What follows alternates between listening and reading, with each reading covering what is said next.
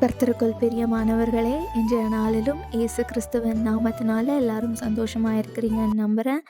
நம்முடைய கர்த்தராகிய ஆண்டவர் இன்னைக்கு நம்மளை பார்த்து சொல்லுகிற வசனமாவது, அவர் சகலத்தையும் அதனதன் காலத்தில் நேர்த்தியாய் செய்திருக்கிறார், நித்தியத்தையும் அவர் உள்ளத்திலே வைக்கிறார், ஆதலால் அந்த மட்டும் செய்து வரும் கிரியையை மனுஷன் கண்டுபிடியான்னு இசப்பா நம்மளை பார்த்து சொல்கிறாங்க. எவ்வளவு ஆறுதலான ஒரு வார்த்தை! நீங்கள் ஆண்டவரை நம்பி வந்துட்டீங்கனாலே இனி நீங்கள் பயப்படவே வேண்டாம். ஏன்னா அவர் நம்மளை ஒருபோதும் வெட்கப்படுத்தாத தேவன். ஏன்னா உங்கள் பெற்றோரின் அன்பை காட்டிலும் ஏசப்பா உங்கள் மேலே வைத்திருக்கிற அன்பு மிகவும் பெரியது.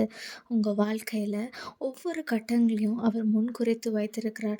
என் பிள்ளை அடுத்து என்னென்ன பண்ணணும், பிள்ளை ஒருபோதும் வெட்கப்படக்கூடாது, அவள் எதுலேயும் சோர்ந்து போகவே கூடாது அப்படின்னு சொல்லி ஆண்டவர் உங்களுக்கு வரக்கூடிய வாழ்க்கையில் என்னென்ன காரியங்கள் நடக்கணுமோ அதை அவர் கரெக்டாக உங்களுக்கு என்று முன்குறித்து வைத்திருக்கிறாரு.